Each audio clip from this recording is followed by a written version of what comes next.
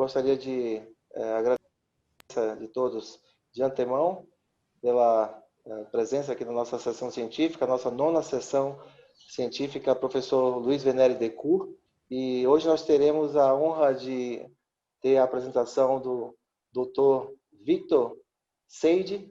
Dr. Victor é conhecido de todos nós, prata da casa, coordenador do serviço de cirurgia do Hospital Regional São José dos Campos, do Litoral Norte e Registro, além de ser já conhecido de todos também por ser egresso da USP, foi um colega que fez mestrado e doutorado no Departamento de Cirurgia da Universidade de São Paulo, é cirurgião do Hospital Israelita Albert Einstein, e também é sócio fundador da Era Society da Latinoamérica. Então é justamente nesse ponto que o Dr. Victor vai dividir conosco sua experiência na eficiência operacional vinculada à prática da cirurgia. Então são novos conceitos, novos paradigmas do tratamento cirúrgico, sendo que levando em consideração a eficiência como uma ferramenta, como um conceito econômico da palavra. Então, é fazer mais com menos. É isso que o Victor vai mostrar para nós como é que deve ser feito. E nós teremos como debatedor o Dr. Leandro Gregorucci, que é coordenador do serviço de ortopedia, também de todos os centros do ISG. Então, Dr. Leandro, muito bem-vindo. Obrigado pela presença, obrigado pelo debate já de antemão. Você que tem muita experiência também no ERAS aplicado à ortopedia. E gostaria de ouvir também agora com a palavra o Dr. Victor Seide. Dr. Victor, o palco é seu. Bom, Germano, obrigado. Primeiro, eu quero agradecer o convite. É uma honra para a gente sempre participar de atividades relacionadas ao WISG. Nós somos parceiros, como você disse, e tivemos uma oportunidade de trazer uma experiência prévia nossa com protocolos de recuperação rápida para um dos serviços que nós coordenamos em São José dos Campos, e no decorrer da apresentação nós vamos falar um pouco sobre isso. E agradeço também pela oportunidade de falar sobre esse tema, que é um tema que eu gosto muito, estudo, aplico e já tenho a vivência prática do que a implementação desse tipo de protocolo pode trazer para a gente. Então, eu vou só compartilhar minha tela aqui com vocês na minha apresentação. Então, eu vou falar um pouco sobre protocolo de recuperação rápida, né? E como a gente implementa isso, como que a gente enxerga essa realidade e como isso pode mudar o nosso serviço. Então, o conceito dos protocolos de recuperação rápida basicamente é você fazer uma prática assistencial de excelência, né? Ou você melhorar o que você já faz do ponto de vista de prática assistencial,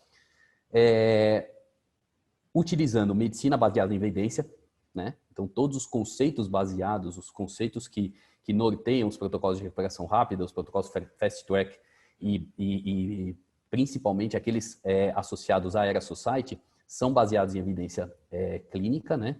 Evidência científica, e com uma prática assistencial mais adequada, nós conseguimos diminuir estadia hospitalar, diminuir complicações e isso repercute no custo, né? Eu sempre cito um trabalho que foi publicado em 2018 na JAMA, um trabalho canadense que é o multicêntrico, onde os autores eles colocam que para cada dólar investido num programa ERAS, o hospital recupera 3 e o sistema de saúde recupera 6. Então, você consegue efetivamente trazer esse tipo de resultado com esse tipo de protocolo. Essa história começou na década de 90 com o professor Henry Kellett, que começou a mudar algumas práticas anestésicas dos seus pacientes, visando quebrar alguns dogmas que são rotina aí dentro da área cirúrgica e trazer melhores resultados. A partir dos resultados das observações do professor Kellett, outras lideranças na Escandinávia, o professor Kellett é da Dinamarca, outras lideranças se juntaram para formar o ERAS Study Group, que foi um grupo de estudo que foi o embrião da Era Society, que hoje é a entidade mais emblemática no desenvolvimento, divulgação e estudo dos protocolos de recuperação rápida, nos protocolos Fast Track, né? O grande salto da Era Society do ponto de vista institucional, do ponto de vista de representatividade mundial, aconteceu a partir... A Era Society ela foi fundada no ano 2000. A partir de 2006, eles implementaram um banco de dados próprio, compartilhado e que fornece dados online. E a partir daqui, eles conseguiram ter um salto tanto no ponto de vista de produção científica, quanto no ponto de vista de adoção dos protocolos no mundo todo. Bom, mas como é que a gente consegue fazer essa mágica, né? O que é tão diferente no protocolo ERAS ou no protocolo de recuperação rápida do que a gente faz tradicionalmente? Então, o cirurgião, geralmente, ele olha para esse momento aqui do paciente, né? O paciente interna, o cirurgião opera, o paciente anestesiado, depois ele faz o pós-operatório e vai para casa. Nos protocolos ERAS ou nos protocolos de recuperação rápida, a nossa linha, a nossa atuação, ela é ampliada. Ela sai desse foco e esse foco ele se torna muito mais amplo. Ou seja, a gente começa a atuar no paciente antes dele internar, antes dele ser operado e continua atuando nesse paciente mesmo depois dele ter tido alta hospitalar. Tá certo? Então, do ponto de vista de base fisiológica, o que a gente faz, né, com o paciente? Atuando... Os protocolos ERAS, eles são baseados em intervenções, só citando como exemplo, em cirurgia coloretal nós temos entre 19 e 20 intervenções que a gente pode adotar no protocolo. Outras cirurgias de outras especialidades têm um número variável de intervenções, mas o que a gente faz é o seguinte: quando a gente olha o cuidado tradicional do paciente, quando o paciente ele interna e ele é submetido a uma cirurgia, ele imagina que essa linha pontilhada é a linha de base do paciente. Então, a gente tira o paciente da linha de base em algum grau, né? No cuidado tradicional, a gente tira bastante ele da linha de base, fazendo uma série de intervenções que, como eu já falei, são tradicionais, são dogmáticas, né? E para o paciente recuperar as funções vitais, ele precisa voltar para essa linha de base. E isso, quanto mais a gente tira ele da linha de base, mais tempo ele demora para voltar para ela recuperar as funções orgânicas e ter condições de alta. Nos protocolos ERAS, a gente tenta tirar o paciente o mínimo dessa linha de base. Então, como exemplo, vamos colocar aí a questão do preparo de cólon, né? Preparo de cólon em cirurgia coloretal, eu falo porque eu sou cirurgião coloretal, então ele é uma prática tradicional, uma prática que até hoje ela é discutida, né, em congressos, mas o fato é que o preparo de cólon, as evidências científicas não têm demonstrado a eficácia do preparo de cólon na prevenção de problemas em anastomoses coloretais, e você paga um preço por fazer o preparo de cólon no paciente. Então, o paciente ele desidrata, ele tem distúrbios hidroeletrolíticos, e isso faz com que ele saia já de cara, antes de ser operado, ele já sai da linha de base dele em um grau razoável, né? E outras intervenções que a gente faz vão tirando esse paciente da linha de base em maior ou menor grau. Então, do ponto de vista fisiopatológico, é aqui que a gente tenta manter o paciente, junto da linha de base dele, que é essa linha pontilhada. Então, falando um pouco das intervenções, como eu falei para vocês, a gente começa a atuar no paciente no pré-operatório, né? Então, um dos pilares do protocolo ERAS é a educação. Então, o paciente, ele passa por um momento onde ele recebe todas as informações a respeito da cirurgia, ele sabe o que ele precisa fazer para ele chegar na cirurgia numa situação melhor, ou seja, a gente orienta ele quanto a hábitos, quanto a alimentação, quanto à atividade física. Então, esse paciente, ele chega melhor preparado para a cirurgia e, mais do que isso, ele chega sabendo o que vai acontecer com ele, atuando ativamente na linha de cuidado dele próprio, né? Então, ele passa de uma posição 100% passiva, que é o tradicional, né? Só obedecendo ordens e ouvindo aquilo que ele tem que fazer, para uma posição ativa, onde ele atua junto à equipe médica. Isso aqui é um grande diferencial da implementação desse tipo de protocolo. Depois, no pré-operatório, a gente busca uma euvolemia, porque todo mundo sabe que a hipovolemia ela é deletéria para o paciente, mas a hipervolemia também é deletéria. E muitos dos cirurgiões têm o hábito de hidratar o paciente, às vezes desnecessariamente, no pré-operatório, ou seja, o paciente entra em jejum para fazer a cirurgia, ele interna no dia anterior por algum motivo, o paciente entra em jejum à meia-noite, imediatamente se instala um soro de manutenção para esse paciente. Então, quando a gente faz isso, a gente tira esse paciente, né? A gente começa a hiperidratar ele, e a hipervolemia, ela repercute no retorno do trânsito intestinal, na incidência de náuseas e vômitos e de ilho pós-operatório. Então, a gente começa a trabalhar isso aqui no pré-operatório, ou seja, evita preparo intestinal para a cirurgia coloretal, evita instalação de soro de forma desnecessária, né?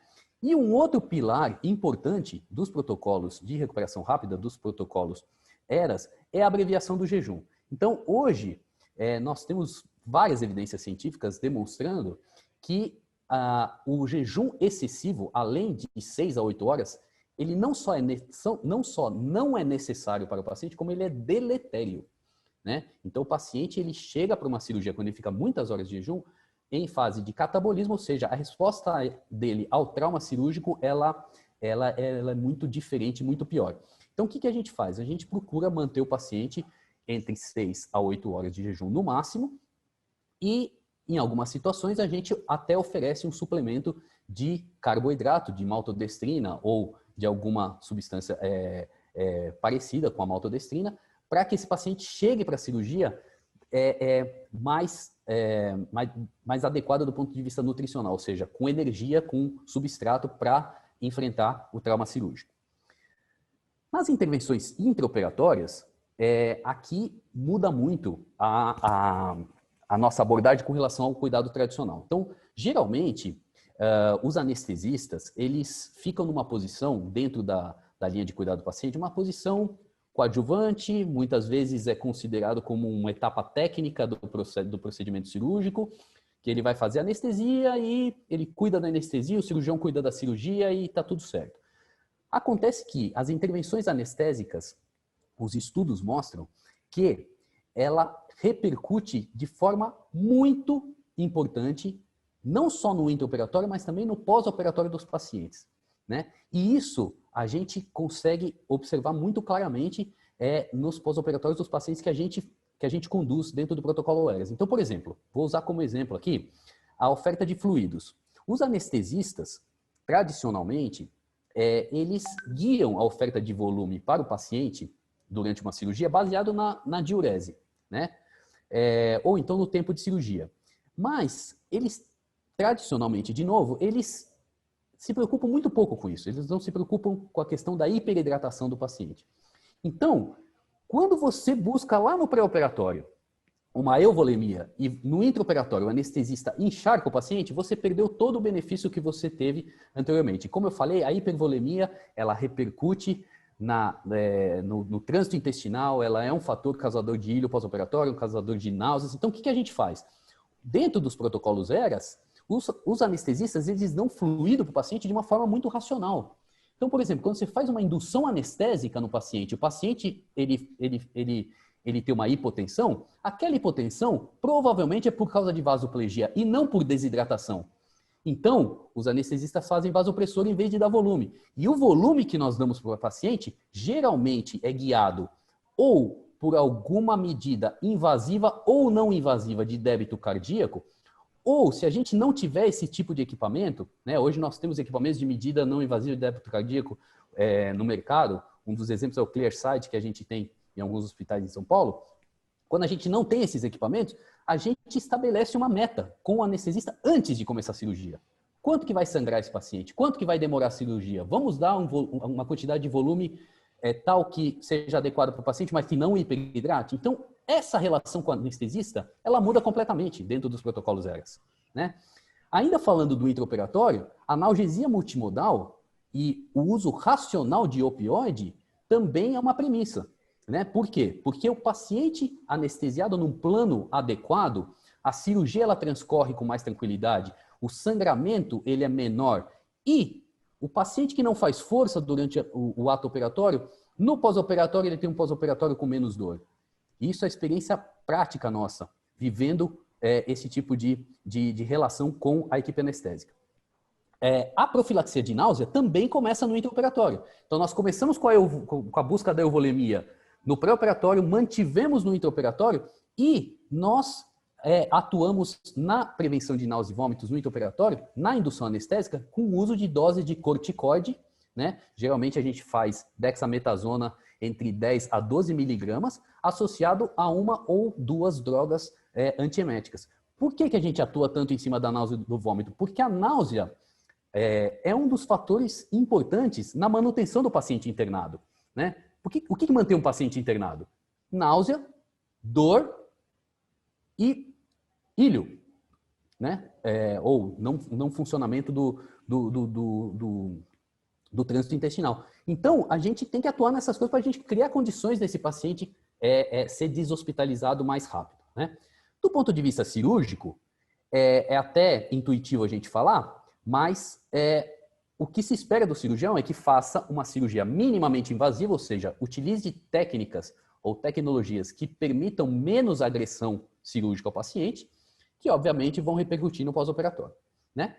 E no pós-operatório, o que a gente faz? Continuamos nessa linha de raciocínio, ou seja, tiramos fluidos endovenosos o quanto antes para evitar a hipervolemia, oferecemos dieta precocemente para o paciente, com metas bem estabelecidas, tanto no pós-operatório imediato quanto nos dias subsequentes, e um ponto que também é um pilar dos protocolos ERAS, que é o estímulo à mobilização. Então, o paciente ele precisa sair do leito, né? O conceito antigo, né, coloca, o paciente está cansado, tadinho, né? O paciente não está cansado, quem está cansado é o cirurgião. Então, o paciente, ele precisa sair do leito, né? O paciente, ele precisa sair do leito por quê? Para melhorar a dinâmica respiratória, para ajudar na prevenção de trombose, para ajudar na recuperação do trânsito intestinal. Isso é muito importante, né? Existem centros na Europa que fazem o paciente, na recuperação anestésica, ele sair do leito. Então, a mobilização precoce é muito importante. E a gente também, na vivência prática, a gente percebe isso. Falando um pouco do prático, do ponto de vista prático de protocolos ERAS. Nós começamos a trabalhar com esse tipo de protocolo em 2015, quando eu implementei esse protocolo ERAS num dos hospitais que são gerenciados pelo Einstein, um hospital do SUS, onde o nosso foco foi a cirurgia coloretal. E uma coisa interessante foi que, quando a gente fez esse programa de implementação, essa primeira etapa, onde eu ainda não tinha tanta familiaridade com o processo, a gente fez em parceria com a Aera Society, ou seja, a Aera Society tem um programa de implementação de protocolos ERAS estabelecido, ele é um programa remunerado, ele tem seminários, ele tem atividades práticas, enfim, eles dão um suporte para os hospitais implementarem o processo. E nós fizemos esse processo lá dentro do Einstein. E a primeira etapa desse processo foi o seguinte, eles falaram para a gente, vocês, porque quando eles começaram a apresentar as intervenções, né, dentro da cirurgia coloretal, a gente falou, mas isso aqui a gente já faz, aquilo ali a gente também já faz. Eles falaram, então vamos fazer o seguinte, peguem pacientes retrospectivos de vocês e vamos inserir dentro do banco de dados para a gente ver como é que vocês estão, qual que é o resultado real de vocês, né? E aí, esse aqui é o dashboard do banco de dados da Aera Society, né? Então, quando a gente inseriu os primeiros pacientes retrospectivos, o que a gente viu? Primeiro, essa barrinha aqui, ela fala para a gente o índice de compliance geral que nós temos ao conjunto de intervenções do protocolo ERAS, ok?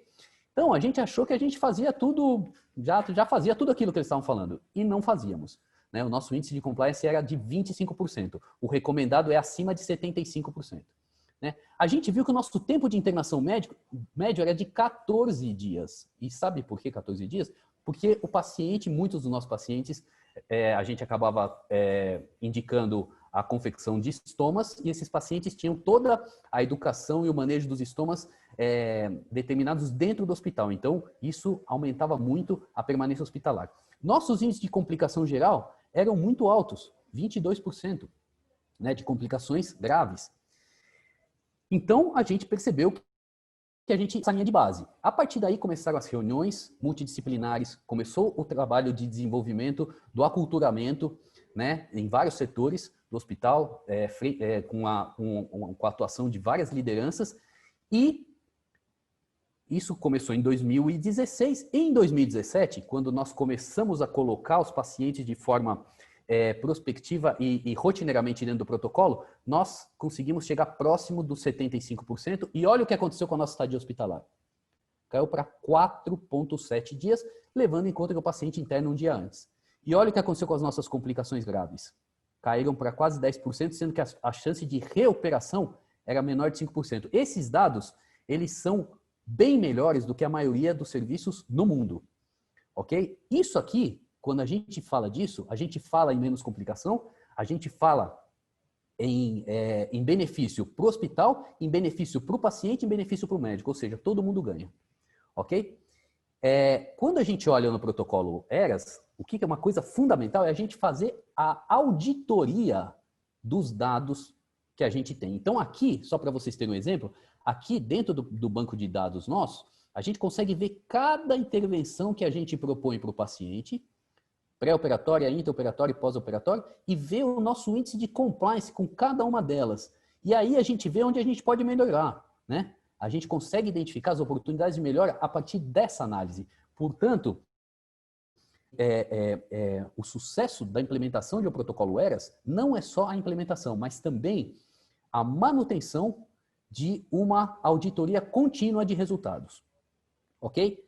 Só para exemplificar aqui, esses são os dados atuais nossos, né? Hoje nós estamos com quase 260 pacientes de cirurgia coloretal inseridos no protocolo. Nosso índice de compliance geral está em 72,3%, não chegamos ainda no 75%. Nosso índice de estadia hospitalar continua abaixo e nossos índices de complicação continuam baixos também. Ou seja, a manutenção do protocolo ERAS, ou seja, a manutenção do tônus de toda a equipe multidisciplinar mantém o resultado em ordem e isso está bem documentado na literatura com vários trabalhos mostrando essa tendência. Falando um pouco do programa de implementação, quando a gente vai fazer um programa de implementação, a gente pode pensar que é uma tarefa relativamente fácil, mas não é, né? Porque envolve capacitação de pessoas, envolve definição de objetivos. No programa da ERA Society, a implementação demora 8 meses, né? Onde a gente tem revisões periódicas de objetivos e de resultados. Dentro da nossa instituição, eu vou mostrar para vocês a seguir a nossa experiência no Hospital de São José dos Campos, nós temos uma ferramenta que nos ajudou muito na compilação de dados, que foi o DRG, né? Que é uma ferramenta já instituída dentro do Hospital de São José dos Campos e que nos ajuda a compilar dados e municiar o nosso banco de dados para que a gente possa fazer as auditoria de forma adequada. Então, quando a gente fala em implementação, eu mostrei para vocês um exemplo de um programa suportado pela ERA Society, né? Onde a gente tem um banco de dados compartilhado, que facilita a produção científica, obviamente, só que ela tem algumas questões que, no meu ponto de vista, são negativas. Primeiro, a implementação é uma implementação padrão. O mesmo programa que é feito no Hospital da Dinamarca, é feito na Suécia, no Japão, no Congo e no Brasil. Então, assim, não leva em conta particularidades de cada serviço. Além disso, ele é um programa custoso, né? Onde você tem uma taxa por paciente cobrada e que muitos hospitais, na realidade brasileira, não têm condição de bancar isso. Qual que é a alternativa a isso? É fazer um programa customizado, né? Então, aproveitando o expertise que a gente adquiriu com o programa tutorado pela ERA Society, nós conseguimos propor um programa customizado, ou seja, criar todo o material, todos os protocolos, tudo aquilo que a gente vai precisar para fazer essa mudança cultural dentro do hospital, né? Criar um banco de dados customizado para que a gente possa ter os mesmos resultados sem ter um custo tão grande, né? Só que para isso a gente precisa ter uma experiência prévia, a gente precisa ter pessoas que estejam afeitas à filosofia dos protocolos ERAS, né? Então, no Hospital de São José dos Campos, nós fizemos a implementação de um projeto customizado. E esse projeto foi um projeto piloto, onde a gente optou por implementar esse protocolo para a artroplastia de quadril. Mas por que a artroplastia de quadril se você tem experiência com cirurgia coloretal? Porque quando a gente vai implementar um protocolo desse, a gente precisa fazer um diagnóstico de onde que nós vamos ter o resultado. Então, o Hospital de São José dos Campos é um hospital que é referência para 39 municípios, né? E que os focos principais, os eixos principais de atuação são cirurgia ortopédica, cirurgia cardíaca e neurocirurgia. A artroplastia de quadril, ela está dentro da ortopedia, né, que é um dos grandes eixos do hospital, e é um procedimento onde a gente consegue ver o resultado da implementação do protocolo desse. Por quê? Porque é um procedimento complexo que usa a OPME, onde a gente consegue evidenciar as oportunidades de melhora, que é o que acontece na cirurgia coloretal. Né? Tradicionalmente, eu não estou falando dos nossos resultados, isso é mundo afora, os pacientes submetidos à cirurgia coloretal ficam internados entre 7 e 8 dias. Né? Quando você traz isso para 3 dias, é muito fácil você ver esse resultado.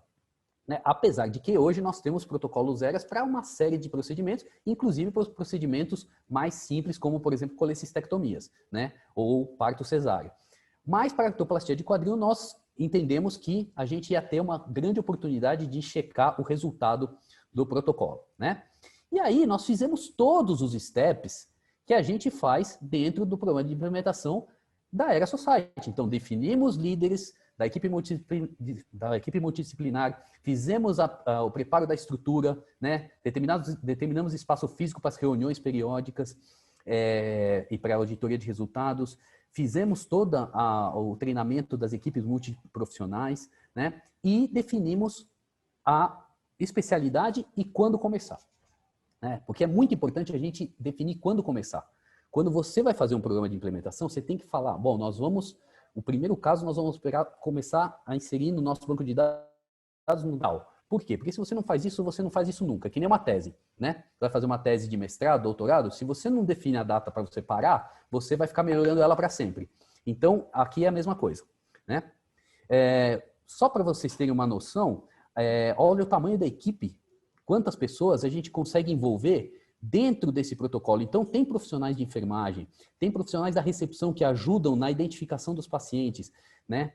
Tem profissionais da nutrição que ajudam nos protocolos de jejum abreviado, fisioterapeutas que ajudam nos protocolos de mobilização desses pacientes, os ortopedistas, que são os grandes atores aqui dessa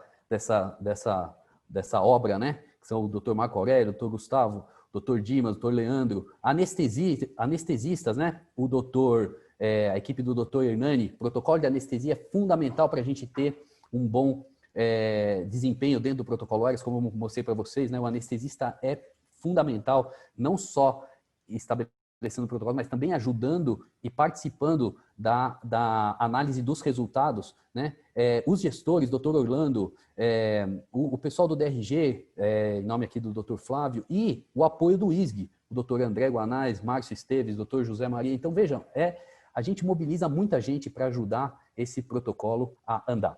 Então, como a gente saiu do zero e a gente não tinha nenhum suporte da ERA Society, nós precisamos desenvolver todo o material dentro do hospital. Então, nós fizemos um protocolo, um material de orientação do paciente, um material bastante ilustrado, né, onde o paciente ele consegue ter todas as informações a respeito da cirurgia. Isso gerou um folder que esse paciente leva para casa com as orientações principais, os highlights desse material que a gente desenvolveu. Né? Elaboramos todos os protocolos, tanto de fisioterapia, de jejum abreviado, os protocolos de liberação, né? Temos de livre de consenso, né, do paciente para poder fazer a cirurgia, protocolos de anestesia, ou seja, todas as intervenções são protocoladas, todas. Né? E nós implementamos um ambulatório multidisciplinar, onde o paciente chega na consulta, ele passa médica, pela avaliação anestésica, ele passa pela consulta de orientação com o enfermeiro, ele passa com o fisioterapeuta que vai ensinar para ele a andar com o andador mesmo antes dele fazer a cirurgia, tá certo? Por quê? Porque isso aqui vai facilitar no pós-operatório. O paciente, quando ele faz a cirurgia, ele já está com medo de andar e ele vai ter contato com o andador pela primeira vez, então a gente já faz isso no ambulatório, né? Já tem uma avaliação nutricional para ver se ele tem algum risco ou se precisa de alguma intervenção ser feita antes da cirurgia. Criamos um fluxo adequado para pacientes que são identificados com a cor laranja. Então, quando o paciente chega no ambulatório, ele recebe uma carteirinha na cor laranja. Quando ele interna, ele tem uma pulseirinha na cor laranja. O leito dele é identificado na cor laranja. Ou seja, eles têm um fluxo diferenciado que nós criamos em parceria ou com o apoio da da diretoria do hospital e da recepção das meninas que fazem a identificação desses pacientes. Então, falando um pouco, para a gente não se alongar muito aqui e dar tempo da gente discutir algumas coisas, nossos resultados em São José dos Campos, nós tivemos lá, na era pré-Covid, nós começamos a trabalhar com esse protocolo em 2018, final de 2018, novembro de 2018, nós operamos 119 pacientes na era pré-Covid, né? Nosso tempo de internação era por volta de 5 dias no cuidado tradicional. Nós trouxemos para 2,9 dias, nossa taxa de complicação bastante baixa, taxa de encaminhamento para UTI de 15%, isso aqui era muito maior, porque essa cirurgia, por ser uma cirurgia que envolve algum grau de sangramento e é uma cirurgia de alta complexidade, muitos pacientes idosos, existia a tendência de mandar os pacientes para UTI, um índice bastante razoável de encaminhamento para UTI e também de transfusão. Pouquíssimos pacientes sendo transfundidos. Na era pós-Covid, nossos resultados ainda estão um pouco acanhados, mas melhoraram ainda mais, porque aquela auditoria contínua de resultados permite melhora contínua dos processos. Então, nós hoje já estamos com 20 pacientes pós-Covid operados, tá certo que são pacientes selecionados com menos morbidade, quer dizer, com poucas morbidades, pacientes não tão idosos, mas o tempo de internação desses pacientes está em 1,05 dias. Esse índice aqui, mesmo em hospitais privados, muitas vezes a gente não consegue isso, tá certo? Nenhuma complicação em 20 pacientes operados, nenhum paciente encaminhado para UTI, nenhum paciente transfundido. Ou seja, nossos resultados estão tendendo a melhorar ainda mais do que já era bom antes da Covid. Né? Só mostrando um diapositivo aqui, uma comparação que nós fizemos no início da nossa casuística, mostrando o impacto de você não mandar pacientes para UTI e não transfundir os pacientes. Isso repercute de forma significativa nos custos, né? Trazendo um resultado financeiro que fecha com chave de ouro aí todos os benefícios que um protocolo ERAS pode trazer para a linha de cuidados dos nossos pacientes. Então, novamente eu queria agradecer o Germano pelo convite, Dr. André, gostaria de agradecer ao ISG pela oportunidade, a implementação do protocolo de recuperação rápida em São José foi um tremendo desafio, né? Porque você implementar um protocolo numa área que você não atua não é muito fácil, mas nós tivemos a sorte, né, de encontrarmos pessoas engajadas, né, pessoas que colaboraram e colaboram até hoje, pessoas que trabalham em equipe, entendem como funciona uma hierarquia horizontalizada, né, e felizmente os nossos resultados estão sendo bons. A tendência no hospital é que a gente amplie esses protocolos de recuperação rápida para outras especialidades, né, e que isso se torne uma cultura, não só dentro do Hospital Regional de São José dos Campos, mas também dentro do ISG como um todo. Mais uma vez, muito obrigado, e era isso que eu tinha para falar para vocês. Muito obrigado, Vitor. Excelente. Os números são impressionantes, né? Então, e impressionante também essa capacidade de adaptação do protocolo, que é um protocolo internacional, um protocolo que tem todo um background, tem todo um apoio institucional, né, por trás, e a gente customizar esse tipo de protocolo para a realidade local, essa já seria a primeira pergunta que nós faríamos, né? E você já respondeu de antemão. Então, é muito importante isso, essas realidades são muito diferentes. Eu tenho várias perguntas, mas agora gostaria de ouvir nosso debatedor, Dr. Leandro Gregorucci. Dr. Leandro, salve! Boa tarde a todos, quem não me conhece. Eu sou um dos coordenadores da ortopedia em São José dos Campos, em Registro, e assim que começarmos no Litoral Norte, a gente também tem uma equipe de médicos que nós atuamos aqui no Sírio-Libanês e no Hospital São Camilo. E o meu doutorado, no momento eu sou doutorando, consiste na tese de avaliação clínica de custo-efetividade dos pacientes submetidos à artroplastia de quadril e submetidos ao protocolo de recuperação rápida. E o Vitor é uma das pessoas que está tocando esse projeto. Então, eu queria perguntar, Vitor, qual foi você acha que o principal desafio, porque eu entendo que o protocolo de recuperação rápida não é um problema médico. O conhecimento nós já tínhamos. Simplesmente nós não juntávamos esse conhecimento e colocávamos eles numa sequência lógica para utilizar. Qual que você acha que foi o maior desafio para implantar o protocolo de recuperação rápida? Bom, Leandro, agradeço pela pergunta, e essa pergunta é fundamental. Por quê? O protocolo de recuperação rápida, ele não é um investimento em tecnologia, ele é um investimento em pessoas, né? Então, esse é o desafio, porque nós não estamos comprando uma tecnologia. Por exemplo, quando você compra um robô, você paga lá os seus milhões de dólares e você sabe que aquilo vai fazer exatamente aquela função, né? E vai beneficiar aquele cluster de pacientes. Quando você investe num protocolo desse, você precisa gerenciar, né, e controlar um grupo de pessoas. Então, esse é o maior desafio, é você engajar as pessoas. Muitas vezes esse engajamento, quando a gente olha os protocolos de recuperação rápida na Europa, você vê que nos grandes centros você tem uma enfermeira ERAS, né, ou um enfermeiro, que fazem o gerenciamento desse protocolo. São enfermeiros dedicados. Na realidade brasileira, a gente não consegue fazer isso, né? Por quê? Porque não tem dinheiro para isso. Então, o que acontece? Muitas vezes o protocolo, e isso acontece tanto em São José dos Campos quanto no hospital do Einstein, nós temos os enfermeiros que nos ajudam, eles foram engajados com outros argumentos que não financeiro. E isso é muito difícil, né? O enfermeiro hoje, ele tem muitas atribuições e você vai oferecer outras tantas para ele. Como você fazer isso, né? Como você fazer com que ele trabalhe mais e ganhando a mesma coisa, né? E esteja motivado para isso. Esse é um tremendo desafio. Só que as pessoas entenderam que participando dessa mudança cultural, isso impactaria na prática deles próprios. Então, os enfermeiros, eles percebem que eles se tornam melhores enfermeiros, né? Os fisioterapeutas se tornam melhores fisioterapeutas. Os anestesistas também. Então, isso impacta na prática de todo mundo. E eu vou te dar um exemplo de como o ganho, às vezes, é intangível. Lá em São José dos Campos, nós implementamos o protocolo para a cirurgia de quadril.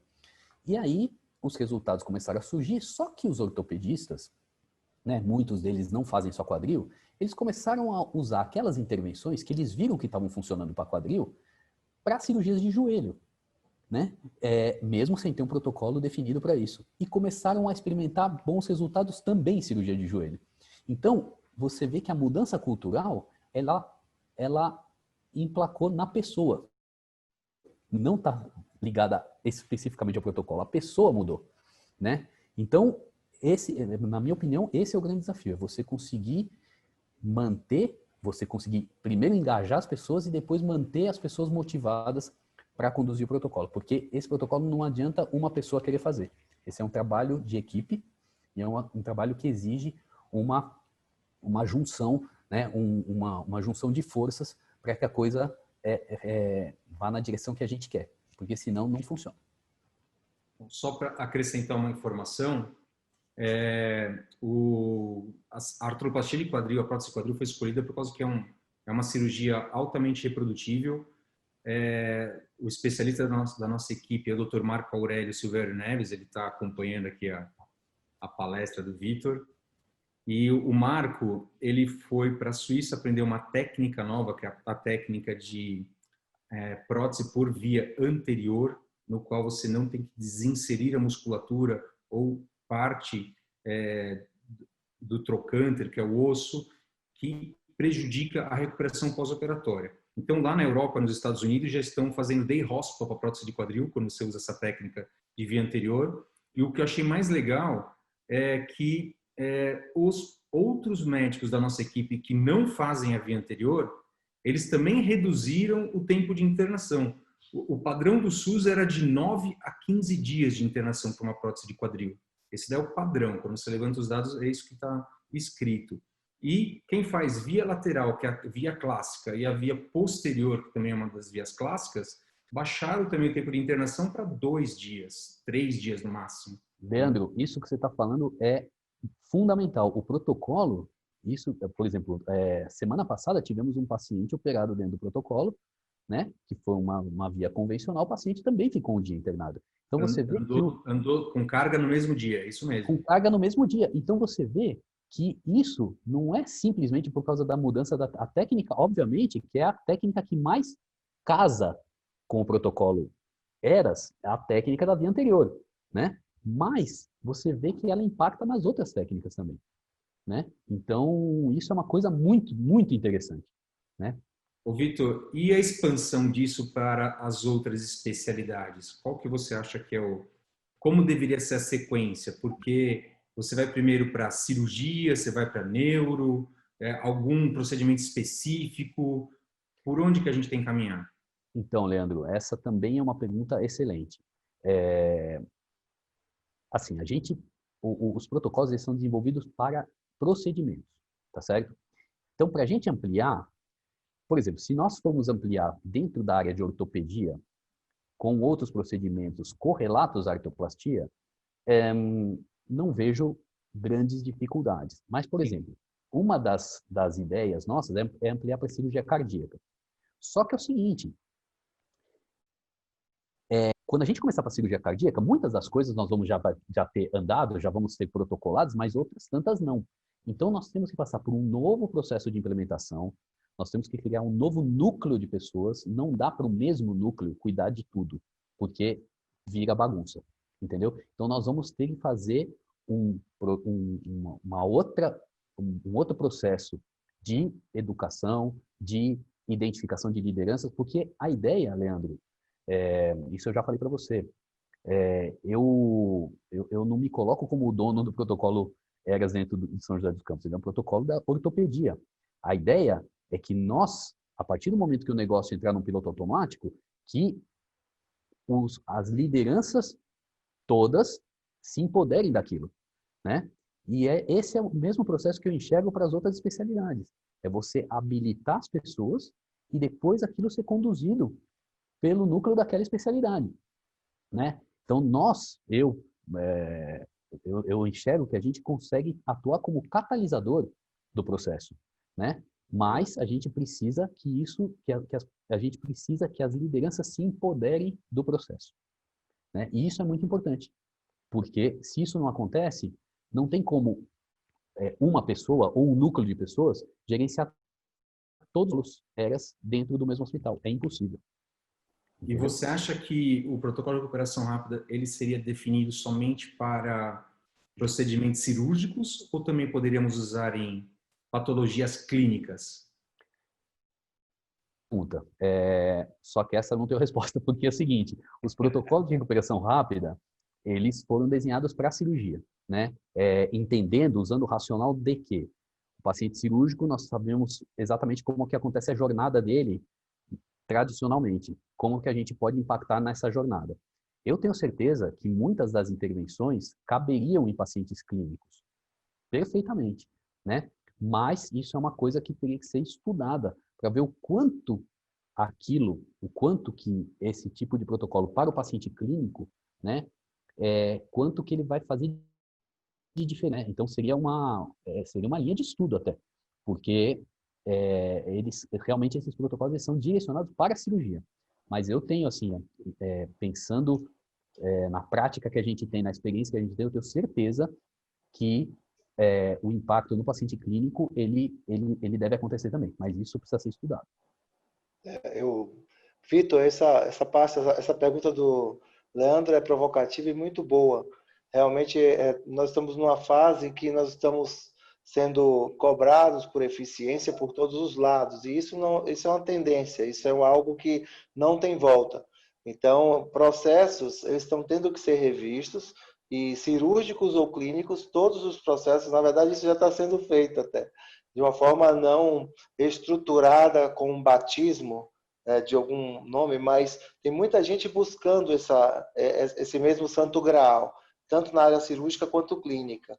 Existem algumas inovações tecnológicas, por exemplo, que facilitam esse tipo de análise de microcusteio, né? Então, tem uma técnica chamada TDA-ABC, que é utilizada por algumas algumas empresas, algumas startups hoje, que fazem justamente essa análise de microcusteio em pacientes cirúrgicos, em pacientes clínicos, mas levando em conta toda a jornada do paciente e analisando o desfecho e a custo-efetividade, analisando economicamente esses desfechos. E usando até modelos preditivos com inteligência artificial, para que a gente comece a focar. A partir do momento que chega um paciente com determinadas características, o modelo já aponta que aquele paciente é um paciente de alto risco para desenvolvimento de complicações e que algumas intervenções são propostas já pelo modelo artificial. Então, tem muita coisa acontecendo nesse sentido e no nosso meio nós estamos fazendo isso na unha, né? Microcusteio de medicações, microcusteio de insumos diagnósticos e, claro, quando há cirurgia envolvida, órteses, próteses, materiais especiais. No nosso caso, nos clínicos, nós estamos fazendo um microcusteio de MATMED, por exemplo, tentando primeiro reunir baseado em evidências, quais são as melhores práticas, identificar eventuais práticas que possam ser semelhantes em termos de eficácia, mas que no nosso meio, aí de novo, customizado, para o custo específico que a empresa consegue comprar, reduzir o custo, mas mantendo o mesmo nível de eficácia. Então, esse tipo de intervenção, sem dúvida, ela precisa ser estudada. E cada patologia, de fato, merece um estudo em separado. Então, uma coisa é a síndrome coronária aguda, outra coisa é o paciente vítima de AVC isquêmico, outra coisa é um perioperatório de cirurgia, de neurocirurgia, por exemplo, que também merece esse tipo de cuidado. Mas é um ponto muito importante. Eu queria fazer uma pergunta, Vitor, em relação a pensando aí no componente cirúrgico, nós temos vários elementos que você elencou. Isso é uma inovação de processo, né? Não uma inovação de um produto, que a gente está acostumado, como você colocou, olha um novo tomógrafo, um robô. Não, é uma inovação de processos que precisa do engajamento de uma equipe transdisciplinar. Você, não tenho dúvida que a competência e o engajamento do anestesiologista é fundamental nesse processo, mas uma coisa que eu queria perguntar é sobre qual a variabilidade que você identificou, que o Eras identifica nos seus dados em relação à performance do cirurgião? Qual é a influência que a variabilidade técnica, eventualmente, do cirurgião, claro que tem um viés de seleção provável, porque os centros que se engajam provavelmente têm cirurgiões de melhor qualidade, mas se existe, mesmo dentro do mesmo centro, se existe variabilidade de resultados dentro do Eras para diferentes cirurgiões. Excelente, Germano. Na verdade é o seguinte, o que a gente percebe é que não é só o Marco Aurélio que faz a cirurgia lá em São José, né? Nós temos os outros ortopedistas que também fazem. Como é que a gente conseguiu minimizar, porque assim, os pacientes, eles têm protocolo, nós temos um protocolo de anestesia e temos um protocolo de cirurgia. Então, as cirurgias são protocoladas, então o esquema de antibiótico profilaxia é feito, a questão da tricotomia, se vai passar sonda vesical, se não vai. Então, assim, a variabilidade, você de uma certa forma, obviamente que você tem o fator pessoal de cada cirurgião, mas você protocolando as coisas, por exemplo, o paciente, a prescrição pós-operatória dos pacientes é padronizada. Todos tomam a mesma coisa. É quase com um carimbo. Tanto é verdade que nós estamos fazendo, nós estamos inserindo para facilitar a coleta de dados para o nosso banco de dados, nós estamos fazendo um trabalho junto com o MV para que a gente possa importar esses dados para o banco de dados de forma automática no preenchimento dos institucionais, né? Mas eu estou falando isso por quê? Porque a gente tem que tentar minimizar o máximo a variabilidade. Tanto é que o protocolo de anestesia, ele existe para isso. Independente de quem seja o anestesista da equipe do Hernani que vai fazer anestesia, ele segue um padrão. E na cirurgia é a mesma coisa. Entendeu? Então, por exemplo, o cirurgião, quando ele termina a cirurgia, se ele for mandar o paciente para a UTI, ele tem que justificar por que ele está mandando para a UTI. Ele tem que falar qual que foi o volume estimado de perda sanguínea para justificar eventualmente uma transfusão. Isso vai mudando a percepção do cirurgião também com relação ao procedimento. Não fica no feeling. Exato, não fica no... A gente tenta tirar da subjetividade o máximo possível as intervenções que a gente implementa. O que a gente percebe é que, num primeiro momento, para você ver como analisar os dados é importante, a gente tinha a impressão falando, poxa, realmente o paciente que faz a via anterior, com o Marcão, que é um cara super, hiper qualificado fora da curva, esses pacientes vão se beneficiar, né? Lógico, tá claro isso daí. Mas e os outros? Será que vão também? E o que a gente viu é que se beneficiaram também. Por quê? Porque os ganhos são ganhos, às vezes, marginais, que vão se somando e geram um ganho grande, né? Então, cada intervenção você vai tendo um ganho pequenininho e que vai se somando e formando um ganho grande que vai impactar não só no paciente operado pelo Marcão, mas também no paciente operado pelos demais cirurgiões que não fazem a via anterior. Então, isso foi uma coisa que a gente já tinha, a gente tem isso bem relatado na literatura para outros procedimentos, mas para esse a gente não tinha, né, essa percepção. Então, isso foi uma grata surpresa para a gente, porque mostra que o trabalho todo esse trabalho de aculturamento, ele vai muito além de simplesmente você mudar uma técnica cirúrgica, né? E isso foi muito e gratificante para a gente que trabalha com isso. Excelente. Se a gente pensar aqui que, de novo, você falou agora, Vitor, só para complementar, a questão de processos, né? Então, assim, quando a gente fala, é engraçado, quando a gente fala de ensaios clínicos randomizados, que são intervenções que são, a gente tenta isolar o efeito de um determinado medicamento, um determinado procedimento, de todos os outros, para tentar identificar se aquele procedimento isoladamente ele faz efeito ou não. Observe a minha colocação aqui. Então, a gente isola tudo e tenta randomizar dois grupos exatamente iguais e, isoladamente, eu quero saber sobre se esse remédio aqui funciona ou não funciona. É isso que a gente faz para tentar dizer, ok, para tentar ver o que é atribuível em termos de quão atribuível é esse efeito para aquele medicamento. Esse é o modelo, ensaio clínico randomizado.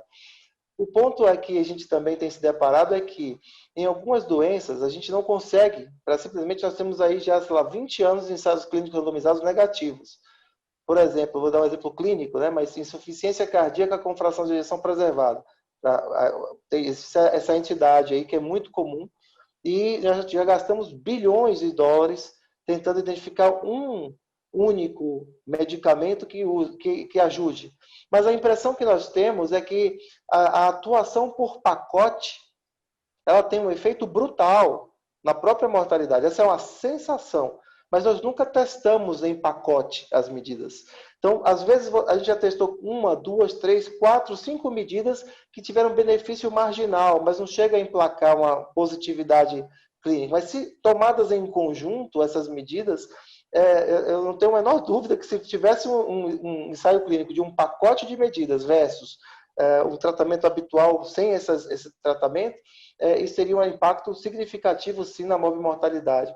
Então, talvez o ERAS seja um ERAS, e esse novo modelo que o ERAS está trazendo, seja uma interessante maneira de nós investigarmos novas estratégias de intervenção em pacotes, em vez de utilizarmos apenas estratégias isoladas. Imagine se você fizesse um ensaio clínico randomizado sobre a diferença do tempo de jejum.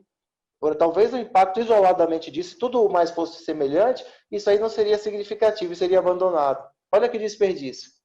Né? Então, talvez seja interessante a gente reunir pacotes de medidas como essa, uma melhoria processual, batiza esse processo e aí a intervenção passa a ser todo o processo, e não apenas um ponto. É interessante. Então, complementando o que você está falando, Germano, isso é uma grande discussão nos diversos centros que adotam o ERAS, né? Será que nós precisamos adotar 19 medidas mesmo? Ou se a gente adotar 3 ou 4 ou 5 medidas vai ter o mesmo resultado? Os trabalhos têm mostrado que é exatamente isso que você tem falado, que você falou. Quando você junta as peças todas e você inclui a questão do ganho marginal, essa questão do ganho marginal, no meu ponto de vista, ela é fundamental nesse raciocínio. Porque às vezes, você fala, puxa, tá bom, mobilização precoce, mas será que vai ter tanto ganho? Mas assim, aquele ganho pequenininho, ele se soma ao outro. Então, a questão do ganho marginal, dentro do conjunto de medidas, faz toda a diferença. O professor Ollie Lindquist, que é um dos fundadores da Era Society, um dos caras que mais estuda, tem publicação a rodo aí de protocolos ERAS em diversas especialidades, ele tem uma convicção muito grande de que é muito difícil você dissociar uma coisa da outra, né? E que o protocolo ele funciona como um conjunto, como você falou, é um pacote de intervenções. Não adianta a gente querer falar, não, isso aqui funciona, tem mais impacto, porque quando você abrevia o jejum, aí você não faz o preparo de cólon junto, aquilo impactou, uma coisa acaba impactando dentro da outra, entende? Então, é muito difícil você avaliar cada uma das intervenções separadamente. Então, eu estou de acordo com você, talvez seja uma forma diferente da gente analisar os processos, né? E você falou uma coisa que também é verdade. Dentro da coloproctologia, nós temos algumas coisas que nunca foram comprovadas por estudo randomizado e que são usados classicamente há muitos anos, né? Então, por exemplo, você fazer uma cirurgia do reto, né? De um tumor de reto, tirando toda a parte do que a gente chama de mesorreto, que é aquela gordura que envolve o reto. Essa técnica foi descrita na década de 80, trouxe os índices de recorrência local de aproximadamente 30% para 5%, mas nenhum estudo randomizado conseguiu mostrar ganho de sobrevida dos pacientes. Mas quem que não faz? Todo mundo faz, entende? Então, é difícil a gente trabalhar com, né, a gente ser muito purista, né, na hora de avaliar dado científico. A gente tem que avaliar dentro de contextos, né? E aí eu estou de acordo com você. Estudos randomizados, por exemplo, transplante cardíaco. Não tem ensaio clínico randomizado de transplante cardíaco versus... Não tem. Talvez agora alguns estão ousando fazer com alguns ventrículos artificiais, mas a gente está desde 60, né, quando começamos na década de 67, a fazer transplante cardíaco, e depois, mais consistentemente na década de 80, com o advento da ciclosporina, nós tivemos uma melhora significativa, mas baseada em controle histórico. Não é ensaio clínico randomizado. Então é importante trazer realmente aí um outro conceito, já que aqui é uma sessão científica, que é o conceito de hierarquia das evidências. Então a gente se baseia na melhor evidência disponível, né? O ensaio clínico randomizado é desejabilíssimo, mas nem sempre nós tomamos, aliás, a maior parte das vezes nós tomamos decisões que são muito aquém disso. E é o que tem, a gente usa o que tem, e eu acho que a nossa colocação aqui foi interessante, Vitor, para realmente refletirmos acerca de como desenharmos estudos no nosso meio em situações como essas, né? Então, o ERAS, ele não precisa provar que cada um dos elementos do ERAS é efetivo de fato. O importante é que esse pacote funciona. Então, eu acho que a gente precisa estender essa abordagem para muitas outras coisas, inclusive na parte clínica. Acho que esse purismo é importante também colocar em perspectiva. O que a gente quer é melhorar os desfechos dos nossos pacientes, né? Eu queria só saber se tem algum colega que gostaria de se comunicar, fazer alguma pergunta. Está aberta aqui a sessão. Qualquer um de vocês, por favor, serão muito bem-vindos. Eu tenho aqui, Germano, viu, fazer algumas considerações aí finais. Primeiro, parabenizar aí a apresentação do Vitor e do Leandro, certo, de um tema importante. Como nós estamos com a participação em casa, e que é interessante, essas sessões são importantes por 3 aspectos. O mais importante dele, apesar de que é uma sessão de atualização científica, chama-se interação. A interação é mais importante que a atualização. Porque, na verdade, a atualização você tem no livro, você tem no site, você pode conversar, certo? Então, o que eu digo é que conteúdo hoje, por exemplo, hoje a ciência, o conhecimento ficou de uma maneira tão disseminado e que antes você tinha que procurar centros que o que você tem que aprender é saber estudar. Essa é a metodologia. Aprender a estudar, você vai ter conteúdo.